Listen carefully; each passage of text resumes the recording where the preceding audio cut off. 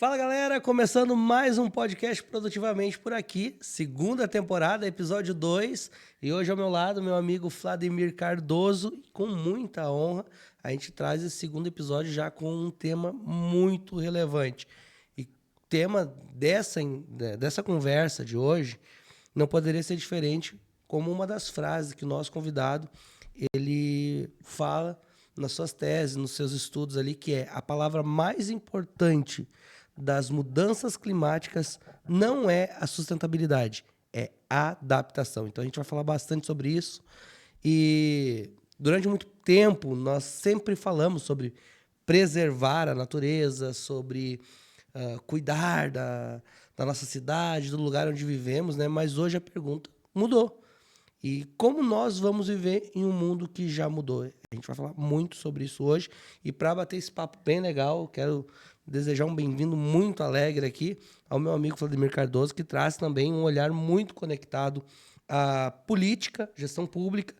E eu acredito que vai equilibrar bastante essa balança, porque eu sou apenas um leigo aqui conversando com esses grandes amigos.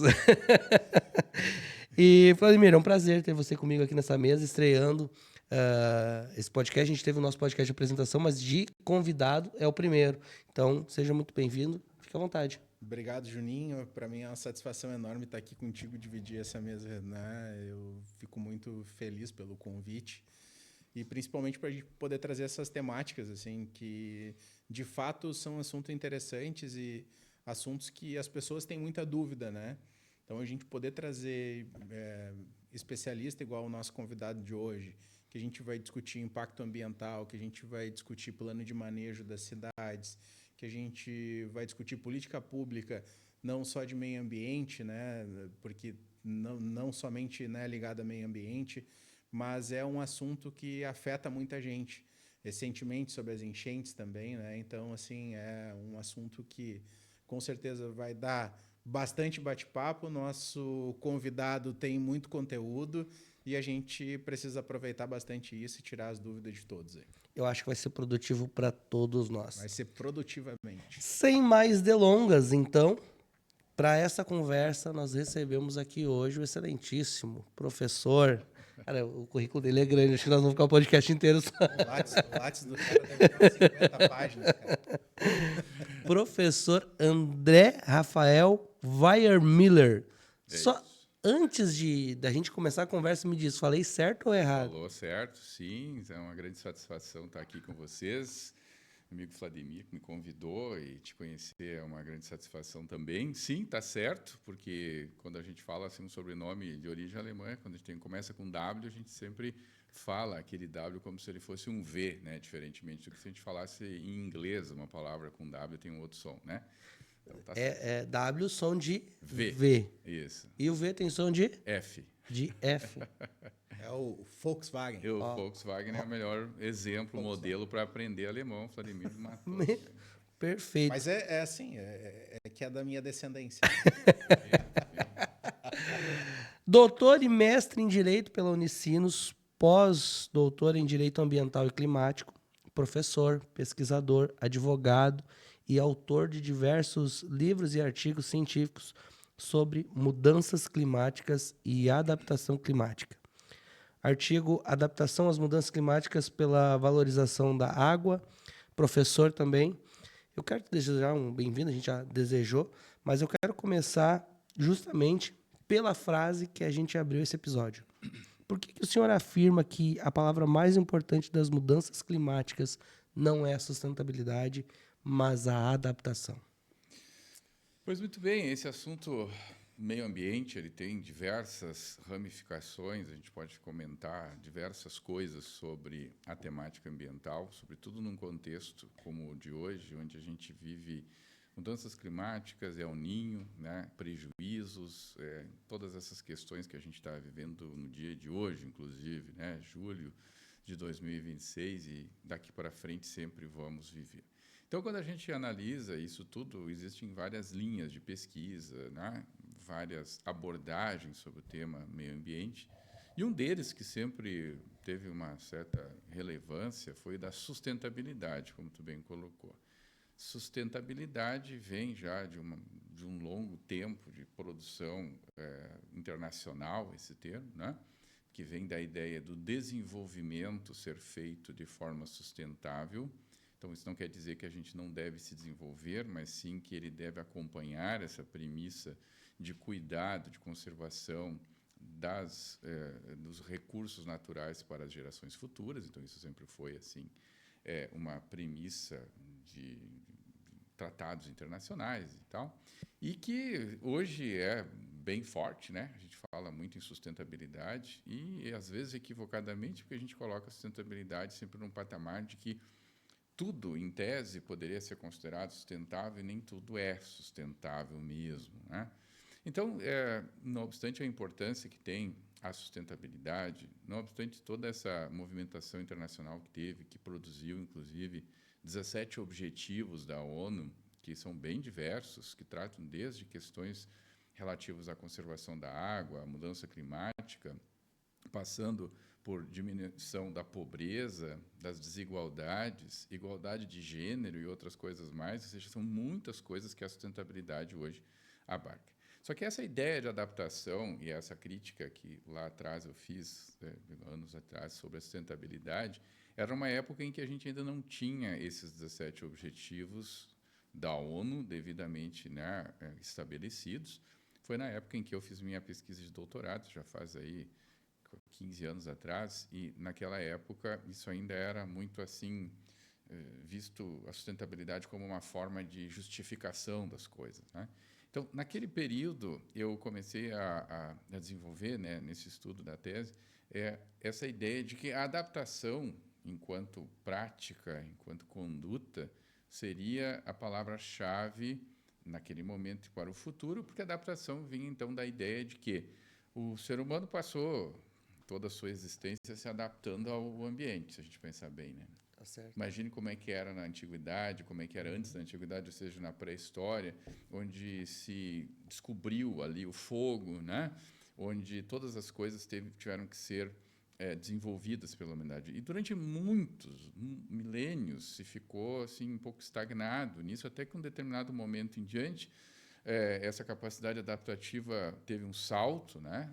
Com a produção do metal e depois do metal em ferramentas cada vez mais aptas, e daqui a pouco a gente já tinha máquinas e, bom, então a gente descobriu o petróleo e a partir dali eletricidade. Eu sou um pouco recente, assim, mas uma mudança que me marcou muito foi o telefone. Sim, Eu lembro que no início as linhas telefônicas elas eram muito caras, só algumas. claro. E às vezes tinha pessoas muito bem-sucedidas que não tinham linhas Exato. telefônicas, então tinha gente que tinha 5, 6 linhas telefônicas que ele alugava Sim. as linhas. Aí Nos anos hoje 90 era assim. nós mesmos estávamos falando agora de telefones aqui, né? Então hoje como mudou isso e como a gente se adaptou que a gente hoje não consegue, parece que viver sem isso, né? Isso é uma outra faceta da adaptação que tu está colocando, que é a nossa capacidade de, vamos dizer assim, achar coisas novas quando uma coisa não dá certo, né? Ou ficar sem algo, como é que eu me adapto sem aquilo? Ou seja, então veja que adaptação é uma palavra muito abrangente, se a gente pensar bem. Não é só histórico do nosso desenvolvimento enquanto humanidade. E também não é só do desenvolvimento técnico, que é a adaptação, mas sim o dia a dia. Então, quando a gente fala de mudança climática, a gente está numa realidade que a gente, e essa é a premissa que eu parti naquela época, uma realidade que eu não posso mudar mais. Isso é irreversível. As mudanças climáticas são um processo que tudo indica, a ciência indica isso, ele não tem mais como retroceder. Como é que a gente vai retroceder?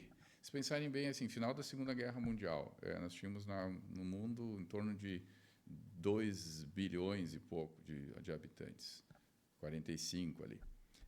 Hoje, 2026, a gente tem 8 bilhões, a gente aumentou mais ou menos 6 bi nesses 90 anos. Então, todas as pessoas que se acresceu, né, as pessoas têm que comer, têm que morar, né? Então, essa conta realmente só fechou porque a gente desenvolveu diversas técnicas que permitiram aumentar ainda mais a capacidade adaptativa que no passado a gente não tinha tanto. Remédios, produção de alimentos mais eficaz, né? Uma série de coisas que olhando assim, parece pouco, mas que fizeram toda a diferença. A expectativa de vida na Idade Média era, sei lá, você calcula entre 30 e 40 anos, né? E hoje, se a pessoa tiver um mínimo de aporte de saúde, ela pode viver mais de 100, dependendo da sorte um pouco, mas no passado era só sorte, né? Tu viver mais Tu não tinha esse cuidado, né? Não, tu não tinha como. Agora imagine assim, eu estava falando Acho com que os alunos. não existia nenhuma certa prevenção, não tinha como. Né? É porque não se tinha esse conhecimento, não existia a ciência como a gente entende hoje, né? Esse modelo científico que hoje a gente vive é um modelo que a gente chama cartesiano, né? Que vem da ideia de que tudo tinha que ser objeto de uma análise científica. Eu tenho que duvidar de tudo. Essa era a ideia filosófica do René Descartes, né? A partir dali, mudou muito a visão que se tinha sobre as coisas, sobre a ciência, e essa ideia de transformar tudo num método, de analisar as coisas pelas partes e, com isso, compreender o nosso universo, as coisas da física, da química, da biologia, foi um fator essencial para que nos últimos 200 anos, vamos botar assim mais ou menos, fizesse com a Revolução Industrial, levasse a gente para esse patamar que a gente está hoje, que, tendo um mínimo de acesso, né? Eu não vou entrar nesse mérito, mas claro que não é toda a humanidade que tem esse acesso. Mas, assim, vamos dizer, no Brasil, a pessoa tem acesso ao SUS, por exemplo. Então, as coisas existem, alguém paga por essas coisas, as pessoas têm acesso. Bem ou mal, aqui ou ali, mas funciona. Então, assim... Minimamente as pessoas têm acesso, né? Vamos dizer assim que comparado com o que se tinha, né, 100 anos atrás, 200 anos atrás, 300 anos atrás, não se compara, né? Assim, a pessoa que tem a menor, vamos dizer assim, a mais baixa vamos dizer, assistência médica hoje é muito maior do que era no passado. Então, essa capacidade adaptativa, resumindo, ela foi sendo desenvolvida positivamente, mas ela tem um passivo ambiental também. Porque para se manter uma pessoa média hoje, aqui, vamos dizer, na nossa cidade, no Brasil, em qualquer lugar do mundo, com as coisas que a gente tem na mão, assim, as coisas que a gente tem em casa, ou aqui dentro desse ambiente, é preciso muito recurso para sustentar tudo isso. As pessoas, sei lá, 100 anos atrás, tinham pouquíssimas roupas, poucos sapatos, poucos utensílios na casa, os móveis eram menores, né? Tudo era menos. Iluminação, não tinha iluminação. Não tinha. Né? Hoje, uma pessoa que vive sozinha, mediana, quantas lâmpadas tem em casa, quantos aparelhos elétricos tem em casa que...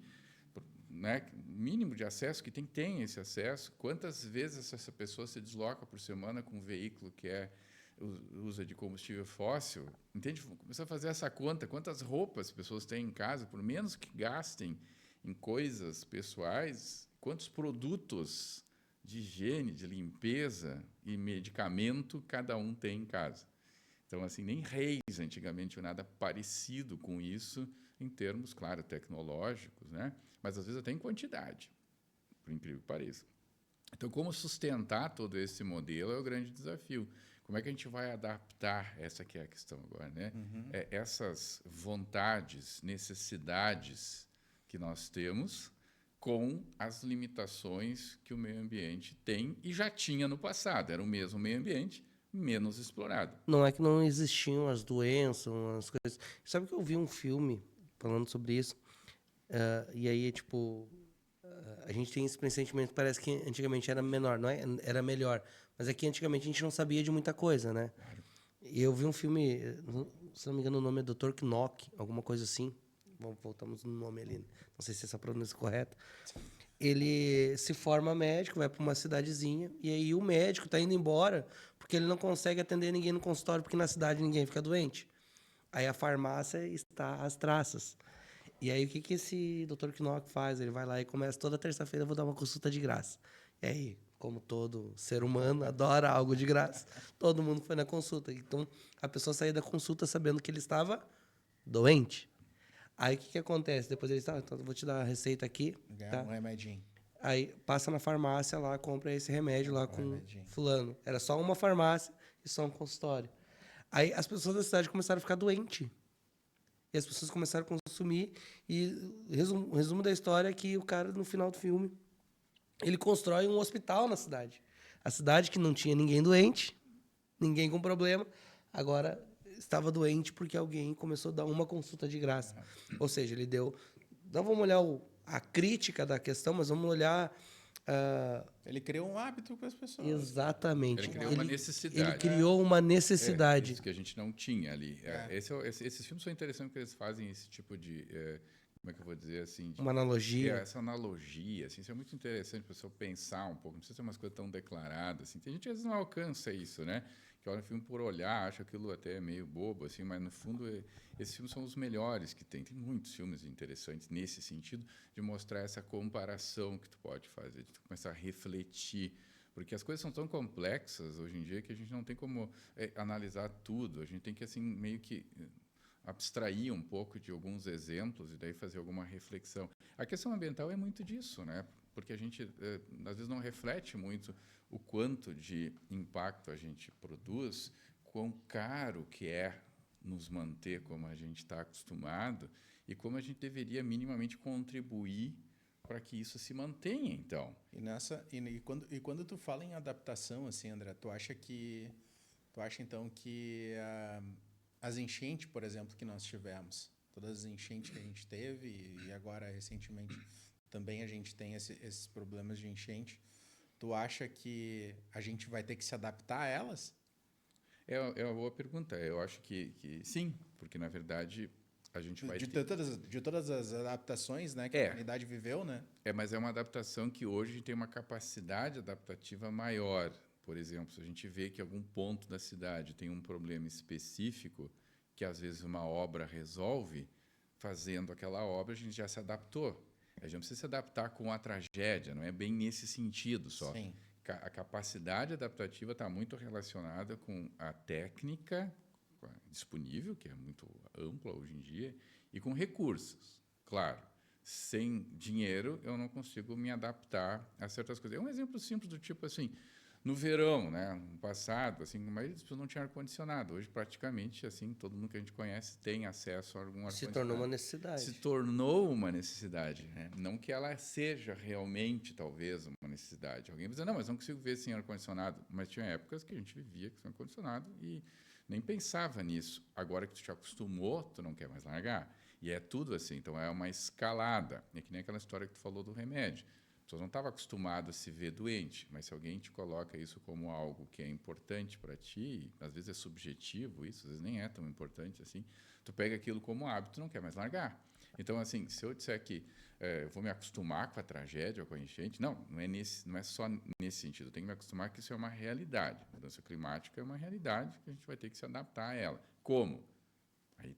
Aí que entra, né? Ou seja, tem uma cidade as coisas para se fazer. muito particular aqui no Rio Grande do Sul, porque eu morei lá, foi em Mussum, pertinho de Encantado. Que foi bastante atingida. Né? Nossa, muito, muito atingida ali, é do Rio das Antas, se não me engano ali. Só que sim, Mussum sempre teve esse registro das enchentes, de cobrir tudo. Sim. Então, de tempo em tempo tinha. Só que essa vez ele ficou em evidência porque, tipo, aconteceu no Rio Grande do Sul algo que já acontecia lá. Como é que fica essas famílias que perdem tudo, assim, tipo... Essa cidade, será que deixa de existir? Porque vai chegar um ponto que parece que ela vai ficando inviável. Parece que não tem uma estrutura que construir lá, porque ela é a margem mesmo do Rio das Antas. Ali, o rio cruza a cidade ali, e é tudo muito próximo. Então, qualquer evento que dá é uma destruição. Isso é um reflexo da população e da ocupação, né? Então, aí tem umas questões legais, tem questões culturais envolvidas. Então, a humanidade, de forma geral, se desenvolveu sempre ao redor, próximo a rios ou no litoral. Isso é uma característica de muitos lugares, civilizações antigas, a gente estuda, né?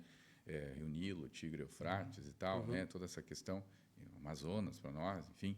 E a gente foi se... Aqui, né? O eixo dos sinos, eu estou indo lembro para trás. Aqui perto, então, nem se fala. Isso. Todos esses exemplos são claramente nesse sentido, porque foi um processo migratório que estabeleceu as pessoas perto de rio, porque era mais fácil a questão do transporte, principalmente. O acesso às coisas era via rio, né? Por isso que era tão importante. E, claro, as pessoas começaram a construir, a viver e se estabelecer também muito próximos. Os eventos de enchentes ocorriam, né? Eventos climáticos no passado também afetavam as pessoas de uma forma ou de outra. Agora, imaginem o impacto que tinha no Rio dos Sinos há 200 anos atrás. Era mínimo, porque poucas pessoas eram atingidas. E outra, havia muitas terras, lugares onde a pessoa poderia, em tese, migrar sem grandes problemas, sem entrar necessariamente em conflito com alguém. E a área de amortecimento dessa água toda também, né, André? Como Sim. Quando tu não tem população, essa água ela vai para algum lugar, não vai Exato. incomodar ninguém, ela vai ficar parada ali e depois, ao longo do Exato. tempo, vai indo, né? Exato. Que tem tecnologias também hoje para desassorear os rios. Pois é, só que aí que está.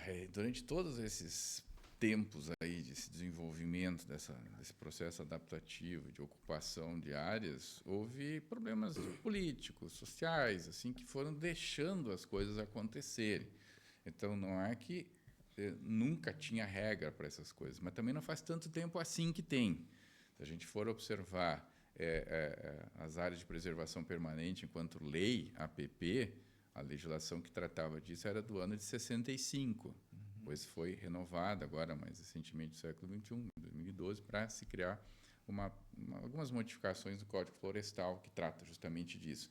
E essa ideia de que não pode ter construções numa determinada distância de um rio tem um sentido. O sentido é a conservação do próprio rio, por causa da mata ciliar, e também para não atingir as pessoas. Então, isso foi... Não obstante, nem todos os lugares fecha tão bem essa questão da APP por outros motivos, não vem ao caso, mas pelo menos é o que se tem, a legislação é boa.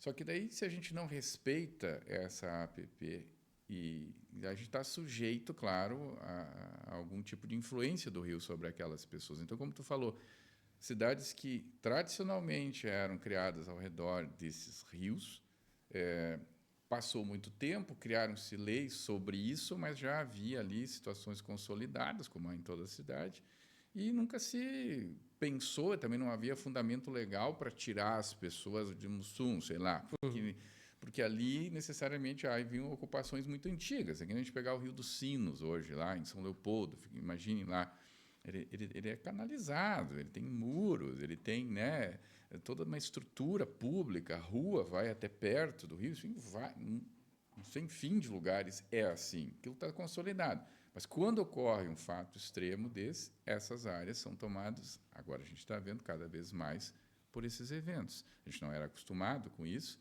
porque não vivíamos um tempo de mudança climática. Agora? Tu mesmo diz, né, André, que essa nova legislação, né, o marco, né, das leis ambientais, propriamente dito, sobre as APPs, ela é algo tipo de 100 anos, mais ou menos? Menos? 65 para cá. Tá, então demorou 65 anos para fazer. Tu acha que essas novas legislações agora, para adequar tudo que a gente precisa, para as mudanças que precisam fazer, estruturantes, nessas cidades que são afetadas, né, pelas essas chuvas, tu acha que vai demorar 65 anos também, ou a legislação está sendo mais rápida para fazer essas mudanças? Não, sem dúvida a legislação está andando mais rápido. Isso não dá para dizer. Ultimamente a gente tem uma produção legislativa bem forte em relação a questões que tratam de problemas ambientais. A gente teve uma evolução nisso. Se a gente for em rápida síntese, assim, a gente tem lá o Código Florestal, 2012, mas já era de 65. Aí a gente tem, antes disso, a Política Nacional do Meio Ambiente, que é de 81, começou devagarinho. A Lei dos Crimes Ambientais é de 98, é bem mais recente, né? E daí, depois disso, a gente tem outros regramentos que tratam, por exemplo, a Política Nacional da Mudança do Clima, é de 2009. Bom, então já se tinha alguma... Daí, recentemente, se criou legislação sobre essas práticas que têm que se aplicar, adaptativas. A palavra adaptação aparece de novo na lei ali, né? Então, isso agora, de 2024 para cá. E daí, mas aí, vamos dizer assim, tá, mas então está evoluindo a legislação. Sim e não, porque, na verdade, veja o que aconteceu num exemplo específico. A APP, já que vocês tocaram no assunto, falando de rio e essas influências. Se a APP diz lá no Código Florestal que é 30 metros de cada lado de um rio, no rio que tem até 10 metros de largura, enfim, a menor APP, isso diz que eu não posso construir, que eu não posso ter atividades e tal, tem restrições, só se for para fim público, tem uma série de restrições. Tá, mas, então, isso está valendo para todas as cidades, claro, que é uma lei federal. Aí o que aconteceu agora recentemente, né, em 2021, se criou uma legislação federal que permite que dependendo da situação local de cada município, claro, através de um trâmite específico, pode a Câmara de Vereadores aprovar uma lei específica para modificar as áreas que estão previstas no Código Florestal. Aí eu tenho até um artigo ali que eu escrevi e falei um pouco sobre isso. Eu não vi em nenhum lugar alguém tendo receio de que os munícipes vão acabar pressionando os vereadores para fazer uma lei municipal que vai aumentar a APP. Sim, vão diminuir, porque quando eu diminuo, eu aproveito mais as terras, eu consigo resolver problemas que já haviam de ocupação, nunca aumentar. Então, a tendência por essa nova lei é diminuir a APP. Isso. Esse é o grande problema. Então, existe uma evolução legislativa que o pessoal diz, não, que isso é uma novidade, isso precisa, que nem todo lugar está. Para algumas coisas, ok. Porque o Brasil é muito grande, então... São mais de 5 mil municípios. Uma lei que... As próprias cidades do Vale do Paranhana tinham parado com o serviço e tal, e modificou bastante coisa, né? Sim, mas agora tu imagina assim, eu tenho uma lei que protege as áreas de preservação, que é federal, que ela tem esse objetivo, muito útil no atual contexto. Só que no atual contexto tem uma lei que diz que eventualmente pode o município, por interesse local, modificar a APP. Tá, mas então isso é um retrocesso em tese. Em tese eu estou falando, tá? Até porque tem algumas situações pontuais que a gente poderia até entender devido à geografia do lugar, ao tipo, enfim, por uma série de fatores que poderia dizer que até se poderia aceitar a diminuição de uma APP. Só que isso seria, assim, me parece, uma exceção. Agora, imaginem assim, a regra em mais de 5 mil municípios do país é de diminuir as APPs, não de aumentá-las. E se eu faço isso no país inteiro, então eu estou criando ali condições para desmatar a mata ciliar, para aumentar a vulnerabilidade das populações, que eu vou dizer assim, agora não é 30, é 15, bom... Eu uso o problema como justificativa para... Sim, como se tivesse um problema que fosse mais importante, vamos dizer assim, do que esse cuidado que a gente está tendo agora com a enchente, entendeu? Qual é o problema maior, então? A enchente ou a falta de espaço em alguns lugares para tu aproveitar melhor, entende? É claro, tem uma questão de interesse econômico, tem uma série de fatores. É porque quando tu dá essa prerrogativa para o município, aí tu tem que pensar que o município ele precisa de recurso para manter a população dele, né? Então, assim, quanto mais empresa, mais indústria, mais ocupação tu tiver do solo, mais recursos tu vai ter para o município. Então, assim, vamos lá, uma empresa gigante, né, um exemplo, vai querer se instalar, né, agora a Amazon está se instalando em Eldorado, né? Que é um baita de um parque tecnológico lá. Mas aposto que estão fazendo o lugar mais alto da cidade, né? Aí é que tá. Então, assim, com servidores e tudo mais, né? Perto do rio. Sim, mas num lugar certamente seguro, porque eles vão botar dinheiro. Mas existe ainda muita gente que trata esse assunto... precisa de água, né? Pois é. Servidor precisa de água, refrigerando, servidores e tudo mais. Então, estão pensando nisso. Eu acho que esse é um mal, acho que do brasileiro hoje falando assim, e até mesmo nós, o povo gaúcho, que culturalmente falando, nós não gostamos tanto de mudanças assim, né? Então, a gente acaba tratando os assuntos como distante, né? E na tua própria fala, a gente percebe que tu vê justamente o contrário. Tu traz isso para uma realidade mais atual. Em que momento nós deixamos de falar do futuro e começamos a falar do presente somente? Talvez é difícil até de estabelecer um momento que isso aconteceu, mas eu acho que desde sempre, né, a gente tem um interesse muito voltado para as questões mais imediatas, assim, né? Não o futuro. O futuro tem uma perspectiva muito relativa para a gente, né? Tem pessoas que não enxergam o futuro assim como uma questão de conservação, porque ele, aproveitando o que ele pode naquele momento, para ele é melhor. É uma lógica, claro, assim, humana, né? Também em sentidos mais, né? A gente vai olhar cada caso, mas eu acho que a visão de futuro ela está cada vez mais assim relativizada pelas mudanças que estão acontecendo. Veja, não só por causa da mudança climática, não só por causa da intensificação do El Niño, que a gente então nosso tema de agora, mas a incerteza está relacionada em questões geopolíticas, questão dessa transição energética, que se achava até pouco tempo assim, que não se falava mais tanto na importância do petróleo, se falava muito em eletrificação, em energia eólica, né? Mas agora, de um tempo para cá, com essas guerras, principalmente na Rússia e com o Irã, que são produtores, né, de petróleo, a gente vê o quanto que estrategicamente isso é fundamental. Se o Irã ele tem problemas ali com os Estados Unidos e fecha o Estreito de Hormuz, 20% do petróleo não passa, não só petróleo, gás, fertilizantes, que nós aqui precisamos muito para o agro, né? Então uma coisa vai levando a outra. Então a gente vê assim que estrategicamente o mundo muda, economicamente está se mudando bastante o foco para uma maior, vamos dizer assim, prevalência da China, isso é óbvio. A questão da utilização da inteligência artificial, que está não só contribuindo para muita coisa, mas causando muito problema. Então, veja, nós temos vários problemas hoje da sociedade global que não são só ambientais, só que eles são, às vezes, ofuscados por problemas criados. Eu até falei numa palestra esses dias assim, que a gente podia usar uma analogia, assim, a gente fala de meio ambiente, direito, IA, né? Eu diria que seria uma moeda de 3 faces, né?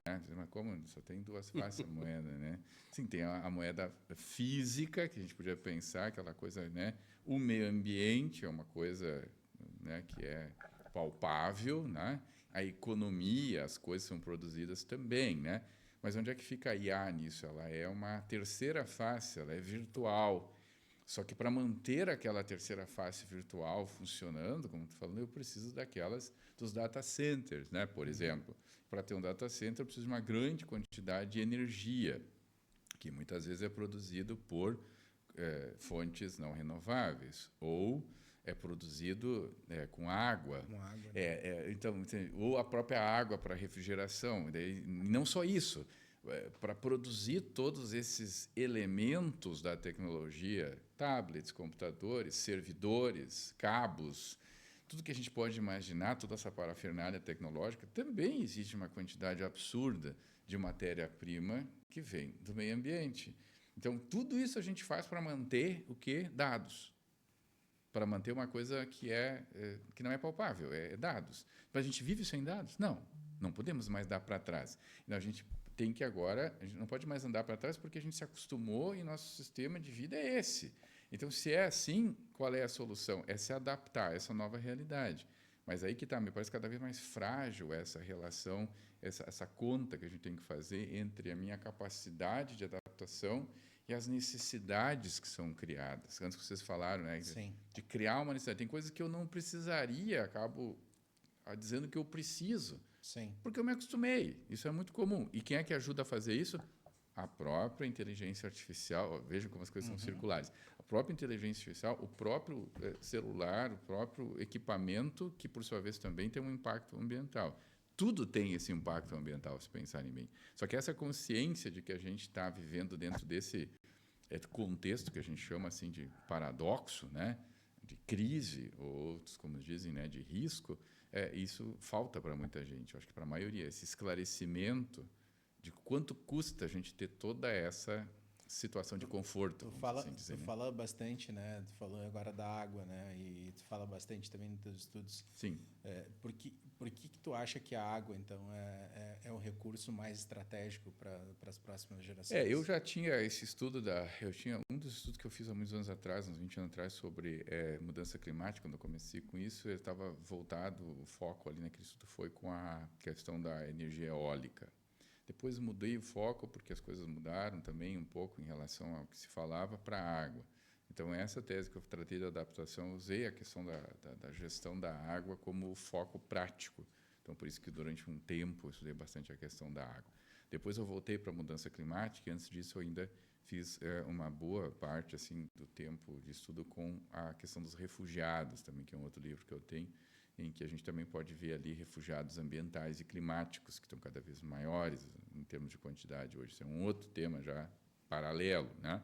Que também é provocado por guerras. Então, vejam, e a guerra, por sua vez, muitas vezes é provocada pelo acesso a combustível fóssil. Então, não existe como desconectar tudo isso, né? É impossível. E essa polarização que a gente vive hoje, política, ela acaba atrapalhando bastante o debate, concorda? Sim, porque toda a radicalização, todo o contexto em que as pessoas não conseguem conversar, como a gente está falando agora, a gente casualmente está concordando com muita coisa, porque nós aqui temos uma visão meio parecida, eu acho, sobre a importância do desenvolvimento, mas a importância do meio ambiente. A gente tá, mas vamos que a gente fosse assim, eu pensasse de um jeito e tu fosse assim um negacionista, que chegasse aqui e dissesse, não existe mudança climática.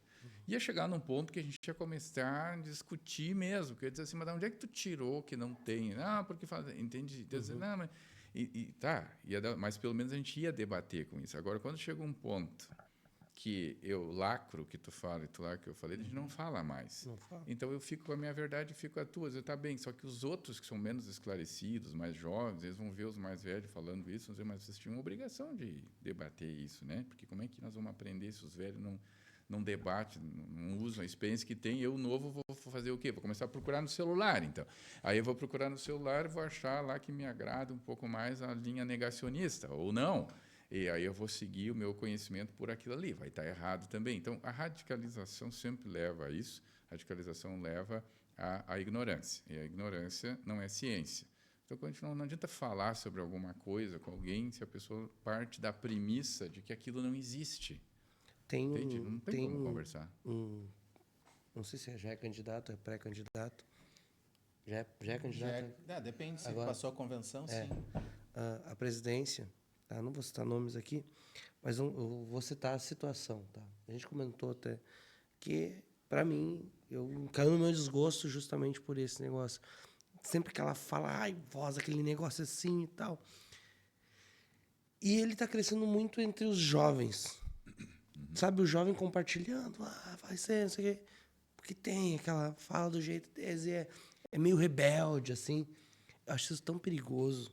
E aí tu falou assim, pá, talvez a gente, num outro quadro, talvez nós estaríamos debatendo, talvez nós estaríamos trazendo algumas ideias. Eu acho que isso é genial, assim.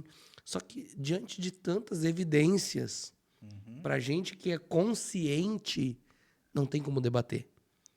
A gente precisa fazer perguntas e aprender.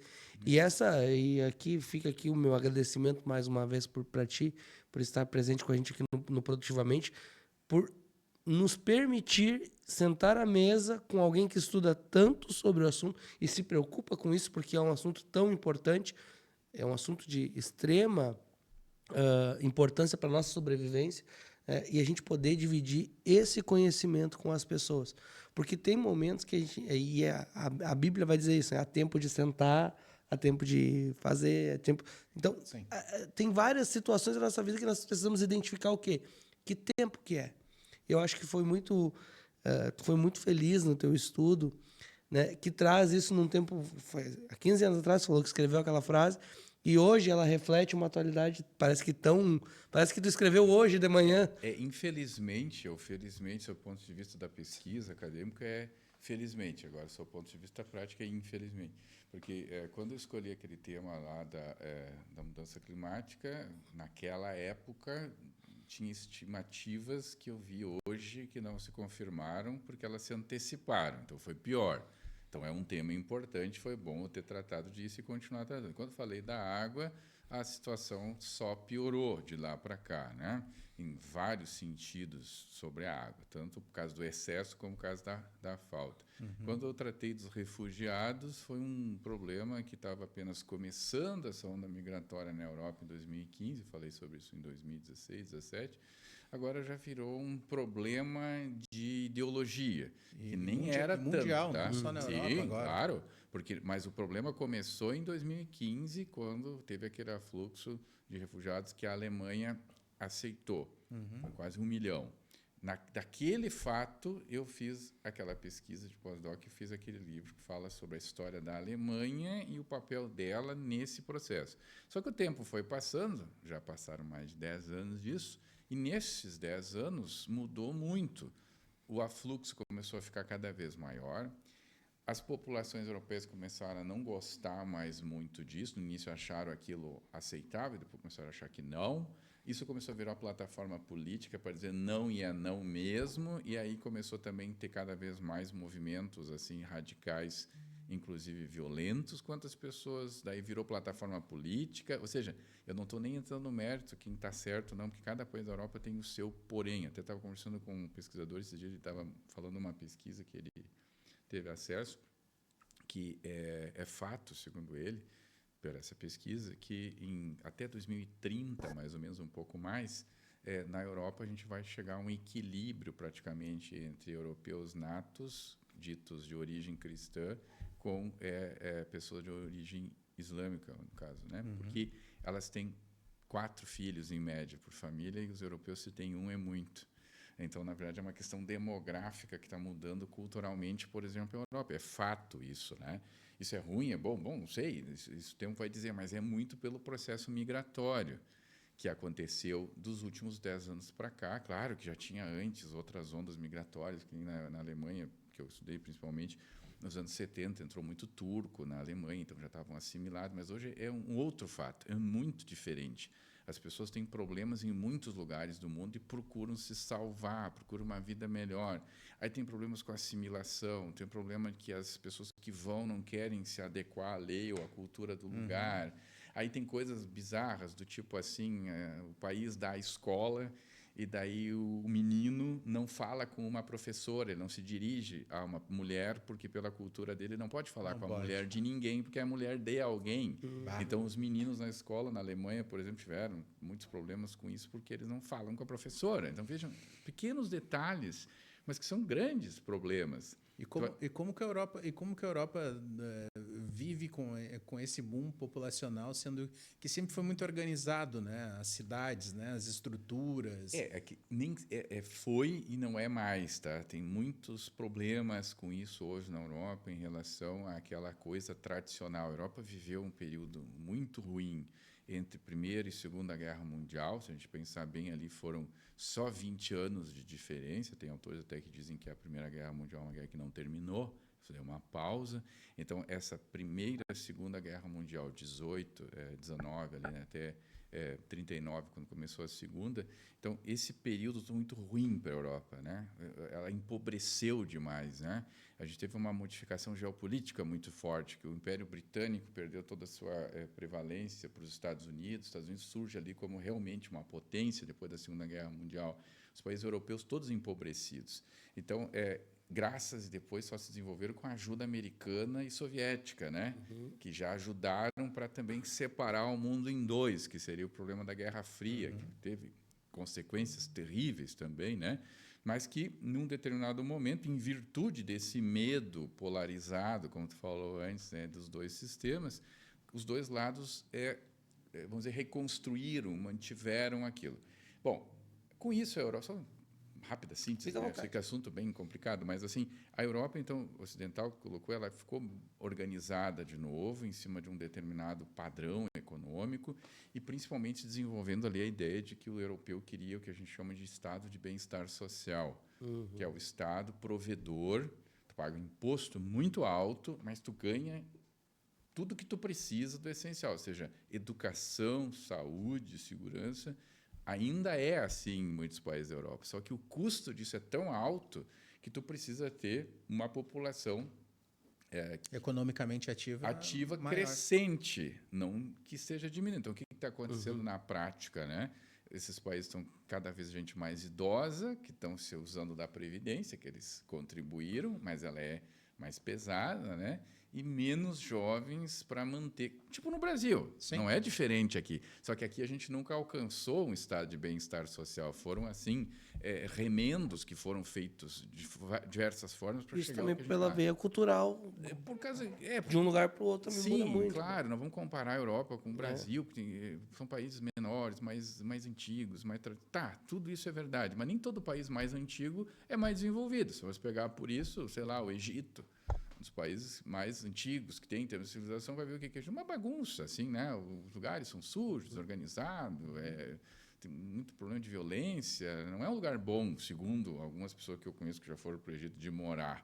Ninguém quer morar no Egito, um ocidental vai para lá e fica assustado, pelo menos o que me contaram é bem complicado. não é por antigo. Você vai olhar por novo, Extremamente antigo. perigoso. Finlândia, por exemplo, virou país depois da Primeira Guerra Mundial, né? Mas claro que já existiam as pessoas morando lá, mas enquanto país é bem recente, né? Então, países que foram colonizados muito depois, como o Canadá, é um exemplo de um país para mudar, para viver. Então, não é bem pela antiguidade, mas pela cultura, pelas questões climáticas, pela quantidade de gente, pela organização social. Tem muitos fatores. Então, eu não gosto de comparar países. Eu estou dizendo assim que a Europa teve um período de bem-estar social. Você perguntou como é que eles mantêm tudo isso. Não estão conseguindo manter. Por isso que eles precisam de imigrantes para fazer a economia minimamente nos pontos que está faltando, né? Girar. Mas daí tem aquele problema, né? Mas nem todo mundo aceita isso assim, E entende? a maioria não quer abrir porta, né? Não. Não quer. Tem problemas culturais seríssimos nesse ponto, né? Ou seja, a forma como O próprio Estados Unidos sofre muito com isso também. Sim, sem dúvida. É que os Estados Unidos sempre foi um exemplo, né, para trabalho e tal, mas hoje, segundo consta, não é mais. Não né? é mais. As pessoas passam muitas dificuldades, principalmente por causa desse problema migratório que agora está sendo combatido, né? Isso tudo é um problema muito sério que eles estão vivendo hoje e virou, em várias partes do mundo, um problema de ordem ideológica. E a gente volta naquele ponto lá da necessidade. No início começou e era uma boa proposta, porque o imigrante ele chegava e ele fazia aquilo que o americano não queria fazer. E O europeu também. O europeu a mesma forma. Sim. E aí o imigrante vinha com muita vontade, porque ele queria crescer, Sim. queria fazer diferente. E tanto que, vamos usar o exemplo do brasileiro que sai daqui, vai para os Estados Unidos, para a Europa. Ele saía daqui com cargos de liderança e ia para lá para trabalhar de serviços gerais, pintura e coisa. E aquilo para ele era tranquilo, era de boa, porque, cara, eu tô na Europa, tô nos Estados Unidos. Sim. Só que, culturalmente, eu acho que a própria tecnologia, a internet, ela meio que popularizou demais o acesso. E aí essas pessoas, eu não sei se essa é a palavra certa, me corrija se eu estiver errado, parece que as pessoas vão perdendo o poder. E aí vai criando-se os problemas. A gente estava falando sobre o querer e o precisar ali antes, né? Eu quero isso, eu preciso disso, eu preciso daquilo. E um dia desses estava na terapia, e aí eu comecei a contar uma história e eu preciso disso. Daí a psicóloga falou, tu precisa ou tu quer? Porque a gente se acostumou a dizer que precisa, mesmo quando não é uma necessidade, entende? Então a gente parou de olhar para as coisas com um olhar verdadeiro, sabe? Então eu vejo que Sim. isso está levando consequentemente para tudo na vida, inclusive agora nas situações que nós estamos vivendo, que agora a gente falou, teu estudo tem tanto tempo, o lado ruim dele é que eu falei 15 anos atrás e não foi feito nada. Não é que não foi feito nada, mas não... Sim, não evoluiu como a gente achava que deveria evoluir. Seria necessário, né? Nesse sentido, sim. Eu acho que teve algumas coisas positivas. Em tudo sempre tem alguma coisa positiva, né? Tem gente trabalhando em alguma coisa. Mas antecipou muita coisa do que tu tinha previsto que podia ser mais para frente. Vamos dizer assim, a importância do problema, sim, né? O que poderia acontecer, não, porque não era esse o objetivo, mas a importância do problema, sem dúvida, que hoje ele é uma coisa que chama muita atenção hoje, né? A questão da mudança climática, a questão da crise que a gente às vezes não fala muito, mas tem a ver com os recursos hídricos, né? Isso é muito forte, né? Então, cada vez mais esses problemas vão se somando a outras coisas. Não que a gente não teve no passado guerras, né? Não que a gente não teve problemas de abastecimento, não que a gente não teve doenças. Tudo isso a gente já passou na humanidade. Tem gente que gosta de dizer, agora é o fim do mundo. Não, não é o fim do mundo nesse sentido por causa do... É que existe uma complexidade maior, talvez, porque, como tu falou antes, isso é uma coisa que eu achei interessante, assim, as pessoas não sabiam tanta coisa. Aí tu ficava na ignorância, todo mundo era ignorante, então, tipo assim, não tinha um grande problema, tu ficava pensando muita coisa para frente, porque tu não tinha esse alcance. É que hoje tu tem esse alcance. Qualquer pessoa hoje pode procurar, se ela souber ali como ela procura e ver coisas, isso aqui me preocupa. Bom, isso me preocupa e tal, então o pessoal vai ficando angustiado com isso, né? Ela vai criando, como tu disse, assim, coisas que ela não precisa. O que quer dizer isso? Isso surge também, talvez, dessas angústias, assim, né? O que eu faço, então, já que eu estou vendo no meu celular, se ficar 1 hora procurando tragédia, tu vai dizer, o mundo vai acabar? O que eu vou fazer para compensar isso? Daqui a pouco, se tu fica demais nisso, tu acaba achando sempre uma válvula de escape, né? E tem gente que pula rápido para uma... Outros não. Outros olham tudo isso aí e não se afetam muito. Mas quem assim não tem essa capacidade mental de ver que as coisas não são sempre ruins, nem sempre boas e tal, essa outra pessoa começa a se perder. E a internet é um lugar muito bom para se perder, né? Então a gente vê hoje um dos grandes problemas, já que a gente está falando de várias coisas que derivou aí, é a questão dos jogos online, né? As bets, né? Isso aí é uma coisa escandalosa que tem no Brasil, que está criando um problema de saúde pública praticamente. E um aluno meu que trabalha com essas questões assim de auditoria em bancos, que tem contas de bet, ele disse assim que fizeram um estudo sobre isso, então eles têm assim mais informações sobre isso. Há muita coisa errada quanto à constituição dessas empresas, porque as pessoas num dia não têm nada no nome, dia depois tem uns 35 milhões para aportar lá para abrir o negócio, mais 30 de garantia. De onde é que vem isso? Começa por aí. Mas um fator social importante que ele colocou é que não é tanto o vício no jogo, e sim a cultura do brasileiro em tentar tirar vantagem da banca. O fácil. Tentar fazer com que exista assim, uma cultura de eu sei jogar de um jeito que eu sei ganhar e eu vou conseguir dar a volta na banca. Entende? É como se tu jogar num cassino antigo, né? Dizer assim, agora eu vou na roleta, eu sei jogar de um jeito que eu vou lograr. Tu não vai lograr. Isso foi feito... É que nem os caras que contavam não no tem 21 como. lá em Las Vegas. Lá. Não tem o que fazer. Uma hora os caras descobriam que... Sim, mas é claro, tem muita coisa ali feita que não... Não, sim, não, tô só brincando. Mas sim, e daí tu vai lá e vai jogar numa coisa que tu sabe que foi feita para tu perder, que aquilo é só uma diversão, o pessoal não se toca. Então, veja, até isso hoje é um problema que a gente não tinha no passado. E é uma coisa que passou pelo lado, assim não se percebeu, e agora já está... E é uma coisa muito recente, né? Muito. Coisa de 2-3 anos, e olhe lá. Agora diminuiu bastante os criativos, assim, agora, nesses últimos tempos. Mas a gente via muito no TikTok... tu tá rolando o TikTok, vendo alguma coisa, pesquisando alguma coisa, porque aparecia um negócio de bet. Uma informação ali. Daí, como conteúdo. Um conteúdo normal. Aí tinha um cara que... Eu não lembro o nome do cara. Um nome bem diferente, assim. Aí... E o cara falou assim, eu sou ladrão de cassino, que eu vou te ensinar, tu roubar, tu não sei o quê, não sei o quê. Porque eu sou que nem o Robin Hood, tipo, na ideia dele, assim, eu vou te ajudar, porque tu é pobre, que não sei o quê. Eu disse, cara, a que ponto chegou? Então são coisas que são facilitadas pela comunicação, pela internet, pela inteligência artificial. Veja, então tem tudo isso acontecendo dentro do mundo virtual. E no mundo real, a questão ambiental está alagando a tua casa. Então, tipo assim, tu vive em mundos assim completamente... E aí tu não tem noção de que isso está acontecendo, né? Tu nem reflete por que isso está acontecendo também, né? Ou seja, tu não reflete muitas vezes por que tu está ali dentro e nem como é que tu chegou na água, entende? Tem um problema, que as pessoas estão percebendo isso meio errado. E tudo é culpa do Estado, né? Isso é uma falha grande também, né? Achar que tudo é culpa do governo, do Estado, como queiram, né? E mais um problema da polarização, né? Sim, que são palavras diferentes. Claro, governo e Estado são coisas diferentes, mas eu digo assim, o Estado enquanto provedor, né? O que tem que resolver tudo. Claro, muitas coisas o Estado deve resolver, porque é a atribuição dele. É só olhar a lista de atribuições que o Estado tem. É claro que sim, só que tem coisas que a gente precisaria contribuir também, né?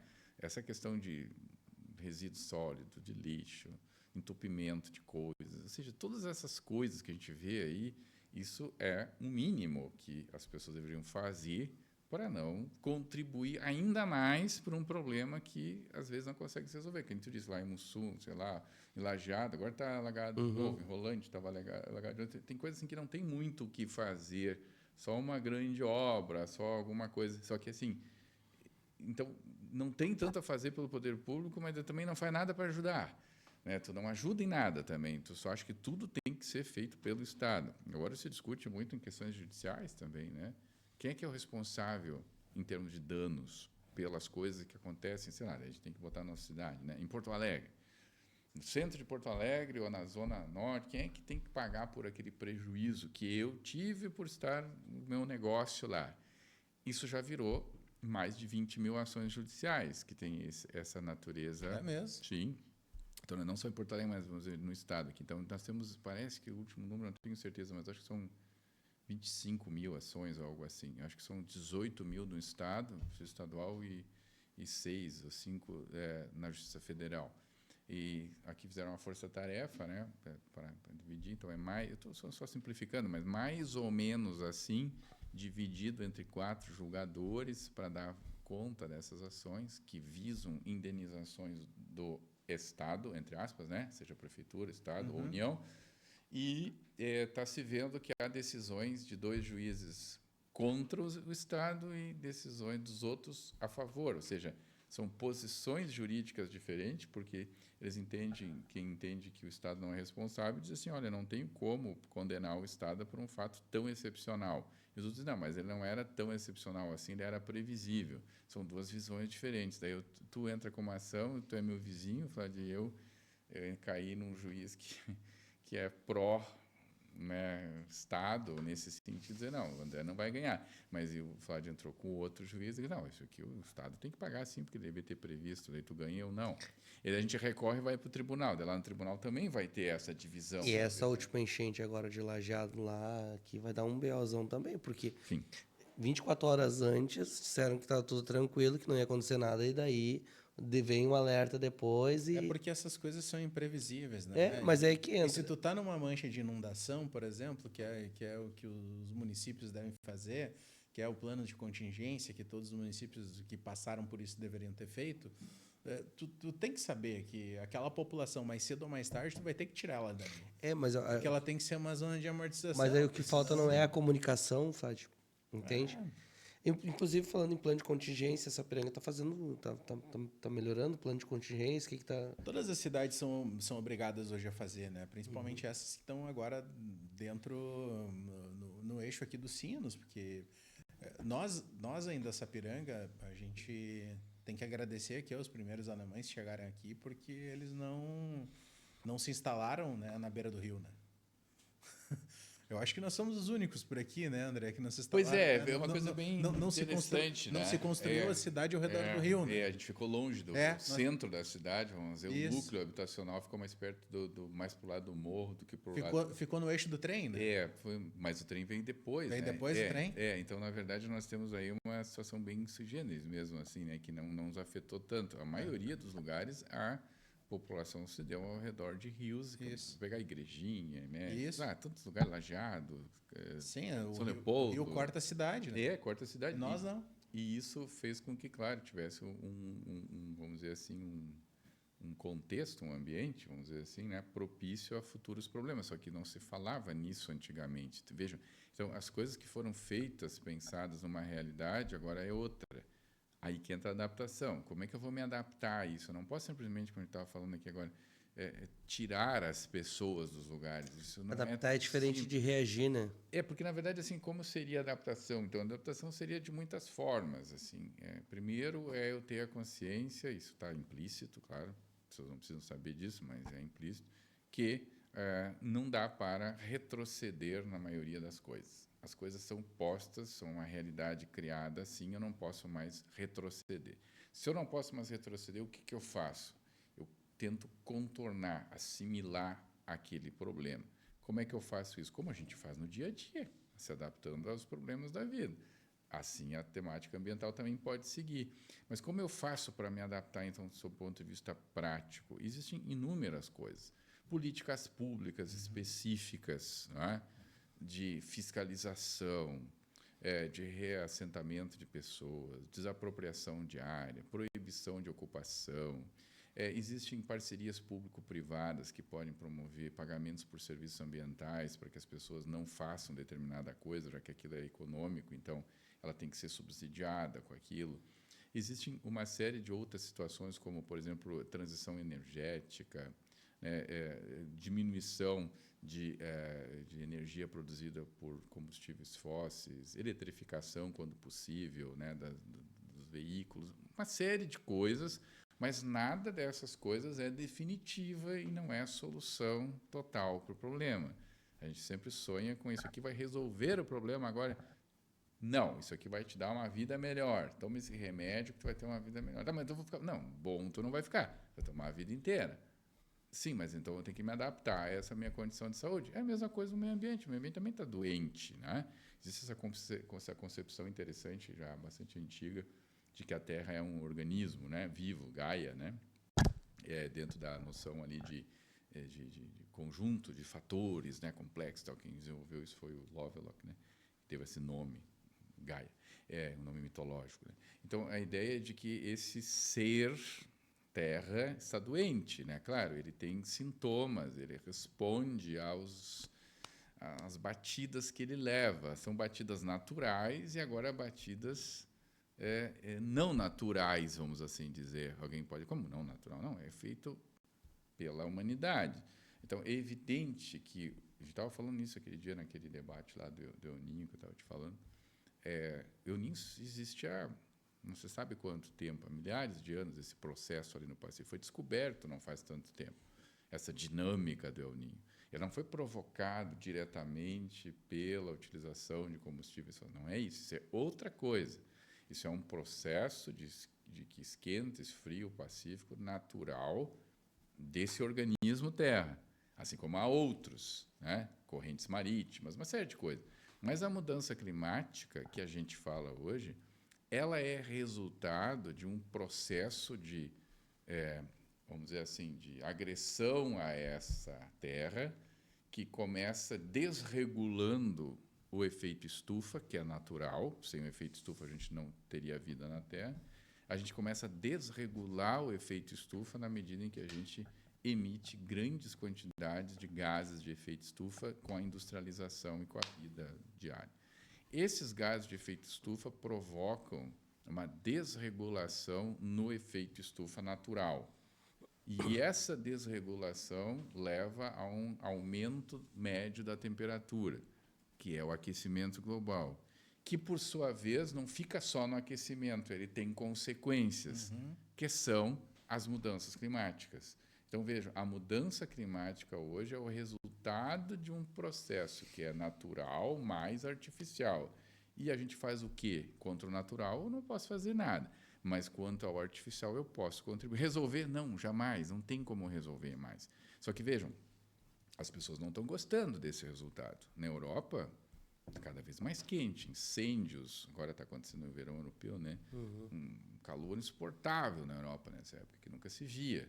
Incêndios, uma série, morrendo gente de calor e tal. Aqui, problemas climáticos. Recentemente, mais de 40 graus. Sim, né? agora, semana passada, França, Espanha, temos sérios problemas com isso.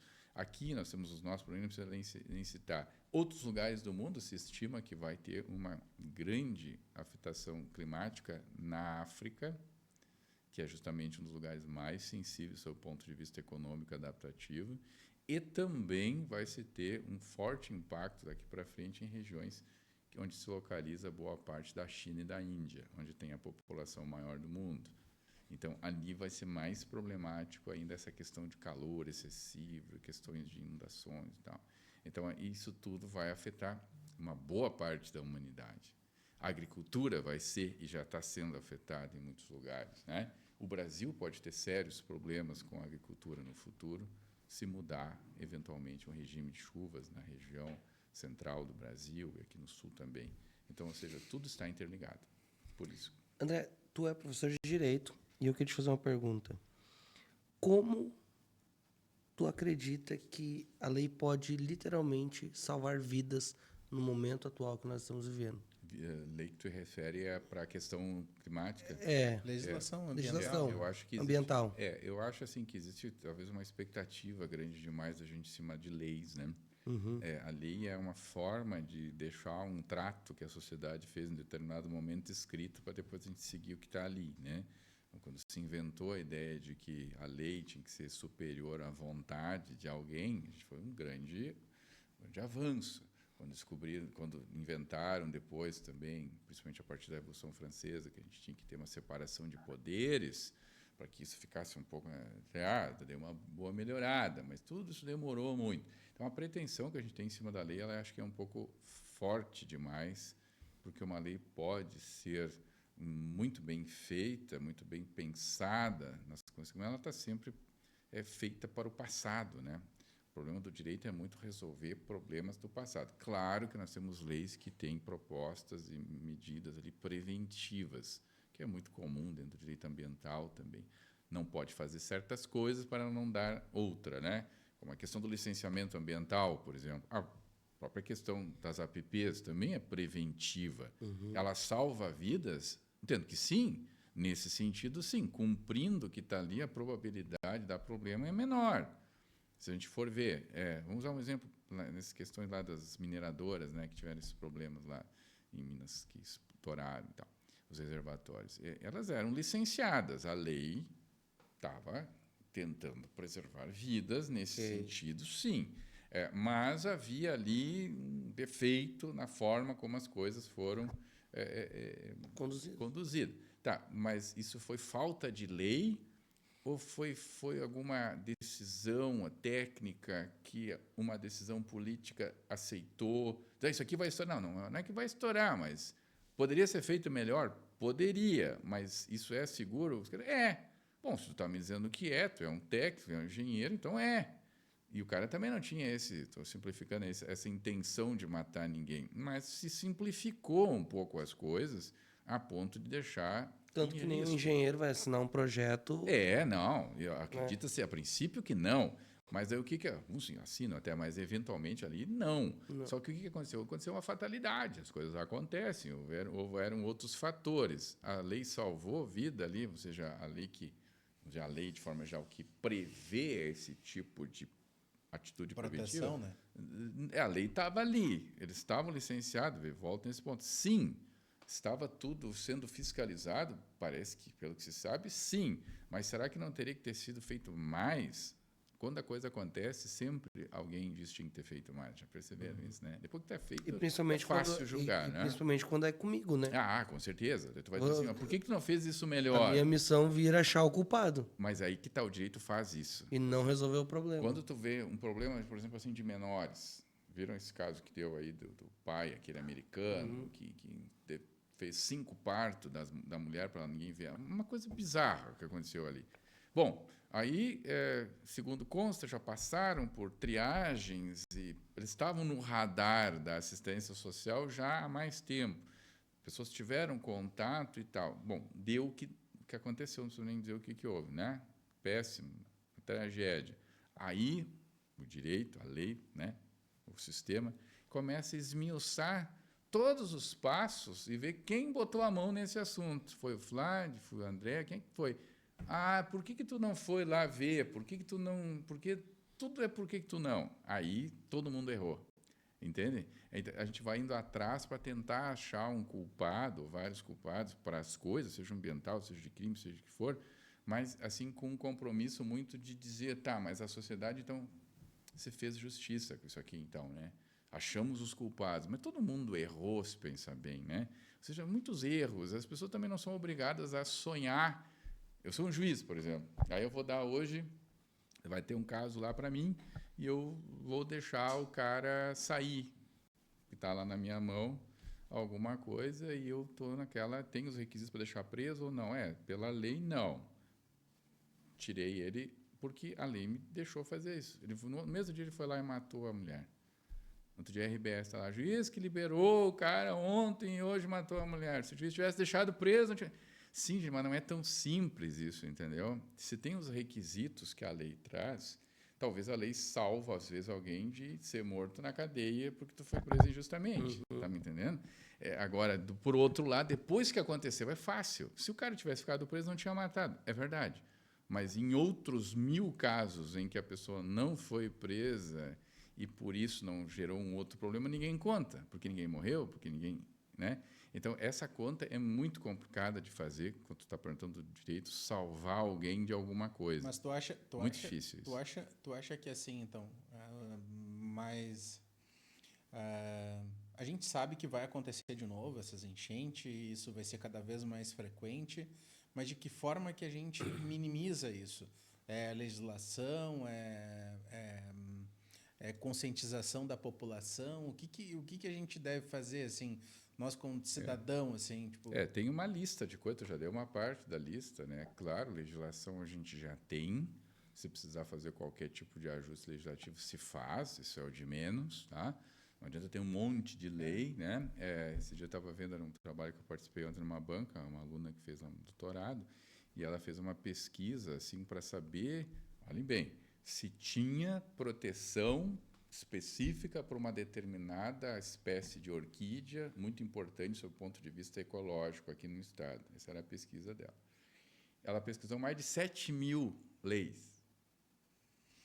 E foi olhando para ver se ela achava alguma referência específica para poder dizer no trabalho dela, não tem lei sobre isso, precisa ter uma. Mas tu perdeu todo esse tempo? Sim, tive que perder o tempo para olhar tudo isso para depois chegar à conclusão de que falta alguma coisa aí. Na verdade, ela ganhou, né? Mas imaginem... Porque ela não esperou o problema acontecer para ir buscar uma solução. Sim, mas ela fez uma pesquisa para ver como isso é difícil para um caso específico, ter que passar por tudo isso. Então, assim como disse, será que uma lei vai adiantar? Daqui a pouco eu vou dizer assim, tem umas 200 leis que a gente podia usar para resolver isso aí. Então, aí já, agora falta, daí o quê? Falta muitas coisas. Conscientização, como tu disse, sim. Colaboração da comunidade, sim. Vontade política, investimentos, parcerias, bom senso. E, sim, né, toda essa mentalidade adaptativa de saber que eu não vou estar livre disso se eu não estiver longe desses problemas. Se eu continuar morando naquele lugar, eu vou estar sujeito. Esse é um risco que eu tenho que correr. Por exemplo, na Alemanha, eles têm uma legislação um pouco diferente da nossa. Assim, eles não têm APP lá, é diferente. Então, eles têm assim, áreas que são de risco, que alaga lá também, né, atualmente. Mas eles têm, assim, por exemplo, restrições de construção de determinado tipo perto de um rio. Tu quer construir uma casa perto do rio? Tu pode. Mas tu tem uma certa... A prefeitura te dá uma rígida diretriz de solidez para aquela casa, para que tu possa ficar ali morando naquele lugar. Não pode ser qualquer casa, entendeu? Então, quanto mais longe é diferente, existe toda uma questão urbanística que muda. O seguro, evidentemente, não vai ser o mesmo. Tem uma série de outros fatores que a pessoa assume certos riscos, se quiser. Aqui, por exemplo, é proibido fazer assim, mas o pessoal faz igual. Então, tem conscientização, tem a questão, sim, do investimento público, parcerias público-privadas, sistemas de alarme, prevenção, que estão tentando agora, né, chegar nesse ponto com radar, com sistemas de alerta, de avisos. Estava conversando com o pessoal da Defesa Civil, estão recebendo recursos para isso cada vez mais. Só que a gente viu assim, aconteceu de novo essa semana, fraco comparado com o que foi aquela vez, mas já repercutiu. E muita gente criticando que não foi suficiente. Né? Acho que foi sexta-feira que começou ali, né? Se não me foi engano, já tinha 140 municípios atingidos. Sim, hoje está aí. Hoje eu nem vi os dados tem ali. um monte aqui de gente que está... mas eu acordei com vários amigos ali, prefeito de Araricá aqui. Com água por aqui. Rolante. Rolante, tem um cliente de Rolante também, liguei lá para o Bernardo. A parte lá de cima do Lajeado, para aquele lado, lá tem várias cidades. Também várias cidades. Rolantes, o centro ali estava embaixo da água. Eu tenho um cliente, amigo aqui do estúdio, que ele tem uma clínica dentária no centro de Rolante. Ele diz, tá tudo certo, acredito que vai dar uma parada na chuva agora, vai dar aquela baixada, mas aqui está quase entrando aqui então, estamos contornando a situação. Então, é muito disso. André, a gente está caminhando para o final do nosso podcast e bate-bola ou ping-pong? É que no outro episódio, eu anunciei ali que nós ia fazer um ping-pong. Vamos fazer um bate-bola e um ping-pong. Um bate-bola ou um ping-pong? Ping-pong é um pouco mais rápido. É um pouquinho mais rápido. Mas a ideia é mais ou menos essa pegada, tá? Eu vou falar uma frase com uma palavra, tenta me definir uma frase, não uma palavra, mas uma resposta rápida. O maior erro da humanidade. Acho que o maior erro da humanidade é esse egoísmo, né, que é típico e que não deixa as coisas evoluírem de uma forma mais, vamos dizer assim, justa, né? Então, a questão ambiental tem muito a ver com isso. E o maior desafio do Brasil? Acho que um o maior desafio do Brasil, acho que é a unidade. E uma decisão urgente. Se eu for dizer assim, em termos ambientais, a decisão urgente é aceitar essas realidades e investir em prevenção e adaptação. E um país que inspira. Um país que inspira depende, se a gente for falar num sentido assim ambiental ou vamos dizer assim de bem-estar, né? Um dos países que mais se fala ultimamente aí é a Noruega, né? Porque ela tem assim uma visão de vida para o bem-estar mesmo. Mas como eu disse antes, não se compara com outros porque são realidades muito diferentes. Diria o Uruguai, então. Um livro que todos deveriam ler. Olha, eu acho que tem muitos livros que são interessantes, assim, né, e que a gente poderia citar. A gente poderia dizer dentro da área do direito, a gente tem uma série de livros assim que acabam se destacando, né? Mas eu tenho um livro assim pequenininho que é bem interessante, é A Morte de Ivan Illich, né? Que é um clássico assim da literatura russa e que mostra como um sujeito dava valor para coisas assim pequenas, status, aceitação social, e ele fica doente e vai ficando doente e vai se perdendo tudo aquilo que ele lutou tanto para construir, mas tudo coisas que eram, como a gente falava antes, necessidades criadas, que né, na verdade ele viu que não precisava de tudo aquilo, mas não vou contar o fim do livro, mas depois será tarde. Né? Depois me manda no WhatsApp, eu quero botar a descrição ali para a galera adquirir. É facilzinho de ler. Né? E agora eu quero de ti uma mensagem para quem vai assistir esse episódio, vai chegar até esse momento, olhando para essa câmera aqui do André. Uma mensagem, bom, é difícil fazer uma mensagem, né? Principalmente com receptores tão diferentes que sabem tantas coisas, né? Que pessoas têm tantas vivências diferentes. Então é até difícil de dar uma mensagem, mas eu acho que uma coisa que se poderia dizer é que a gente precisa ter assim um equilíbrio, né, cada vez mais forte na questão da vida, na questão do meio ambiente, na forma como a gente trata os outros, porque quando a gente olhar para aqueles 17 objetivos, por exemplo, do desenvolvimento sustentável, ele não fala só de água, nem só de terra, nem só de igualdade, ele fala também de pobreza, ele fala de problemas de gênero, ele fala de uma série de coisas, ou seja, uma tentativa, assim, já que a gente está falando dessa questão ambiental, né, de mostrar que existem elementos multidisciplinares que formam a nossa existência. Então, não adianta a gente só falar e fazer coisas pró-meio ambiente se a gente não aceita outras diferenças. E não adianta a gente também só aceitar outras diferenças se a gente não olha para o meio ambiente. Eu acho que o equilíbrio para essas coisas, a ponderação, né? E principalmente assim, a disponibilidade de aprender e dialogar. Acho que isso que está faltando muito. Só agradecer muito mesmo por essa conversa. Gostei demais, né? E ficou claro aqui que a grande discussão ela não é apenas preservar o planeta, né? Mas sim aprender a viver em uma realidade que já mudou. Vladimir? Eu acho que a vida da gente é essa mesmo, cara. A gente tem que se adaptar aos momentos, né? A humanidade viveu vários momentos diferentes, foram se adaptando e a gente não vai ser diferente, né? Não vai ser diferente. Uma grande aula, satisfação imensa, André. O André é sempre uma aula, assim, quando a gente conversa com ele. Não, é verdade. Mas é da minha profissão, né?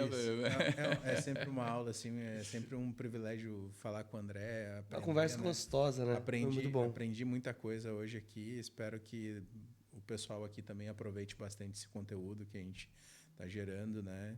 E espero também ter contribuído aí. Muito. Para as pessoas que ouvem, têm opiniões diferentes, que bom, né? Mas eu acho que a ponderação sobre essas coisas, o equilíbrio sobre isso, né? A gente tem opiniões, claro, né? A gente também não pode concordar com tudo, né? Mas a gente também tem que aprender a ouvir, isso é muito importante. E aprender sempre com os outros, né? Acho muito interessante aprender. Gosto muito de ver coisas para aprender. Tu sabe que eu assisti... Várias pessoas já me falaram sobre o filme O Discurso do Rei. E aí eu nunca assistia. Aí essa semana eu assisti. E eu achei muito inusitado a lição que eu tirei daquilo. Porque o rei... ele tinha uma dificuldade de comunicação. E aí ele ouvia todo mundo. Ele era gago, né? Ele era gago. E ele ouvia todo mundo e as pessoas vinham com muitas técnicas miraculosas, assim. Até achei interessante ele chamava de doutor, né? O doutor pegou, esterilizou um monte de bolita ali, colocou na boca dele e mandou ele ler um livro e falava, fale, fale. É o pai da Rainha Elizabeth, II, exato. né? E aí ele não conseguia, e o cara disse, então fuma um cigarro aí que tu vai relaxar, tu vai conseguir, né? E aí ele encontra uma pessoa, daí ele chega na pessoa como o rei. E aí essa pessoa diz, não, aqui, como é que as pessoas te chamam? Acho que é Robert, alguma coisa assim. Daí ele, mas só os meus familiares. É que aqui é a minha casa, aqui não é o teu castelo. Coloca ele numa realidade assim, pô, nós estamos falando de igual para igual. Tu quer ou não quer melhorar? E aí o cara bota ele ouvir uma sinfonia e bota ele ler, ele consegue ler e tudo mais. Ele só não se escutava daí. E aí ele conseguiu. Só que daí termina o negócio, ele nem termina de ler, ele larga o livro, ele disse, eu vou embora, não sei o que daí. O mentor dele pega o disco, coloca no envelope e só leva, isso aqui é um presente pra ti, é de graça. Ele levou. Passou um tempo. E aí um dia ele precisava de novo fazer um discurso e ele ainda continuava gago. Só que uma coisa, a lição que pegou é que os outros, os doutores, ninguém perguntou para ele o que tinha acontecido na infância, ninguém tentou entender o problema dele. E aí ele fez pergunta que o rei se recusava a responder, só que aí quando o rei se recusava a responder, o rei dava uma resposta.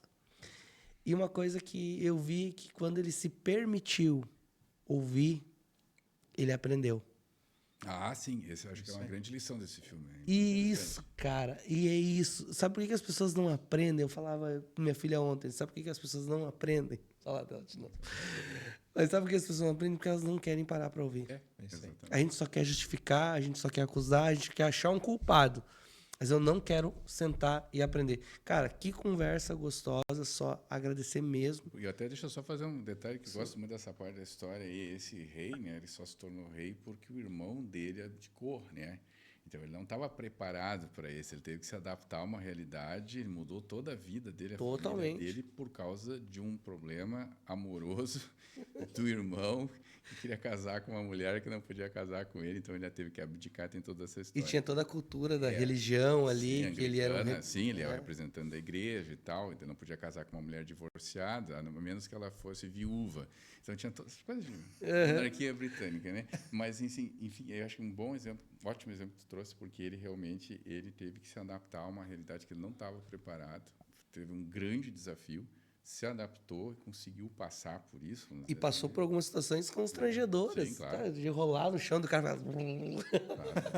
Fazer uns negócios. Eu disse, cara, é um rei. É real. Um rei se coloca numa situação dessa porque a nação precisava dele.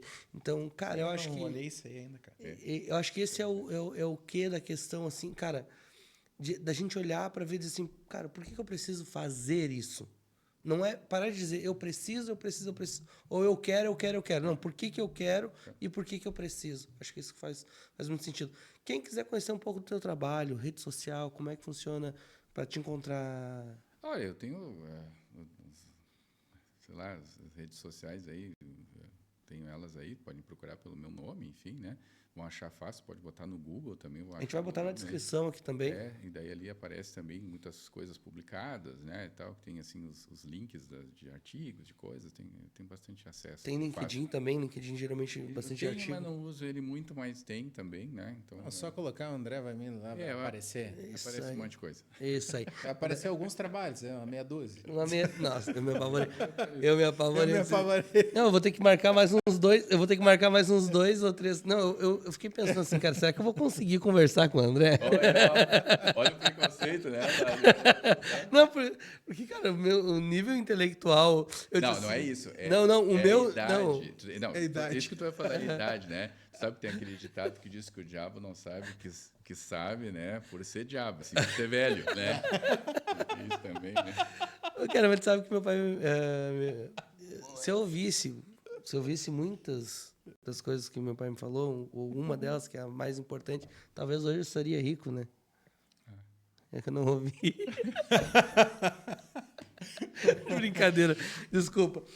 Gente, nesse clima de descontração, tá? É um assunto, realmente, ele era um assunto, posso dizer pesado, porque a gente fala de um jeito assim, mas acho que a conversa foi leve, cara, foi boa, então vale a pena fazer aquele chimarrão, botar aquela pipoca assim para estourar ali, sentar na frente da televisão com a família, tá? Principalmente com a família e assistir, tá?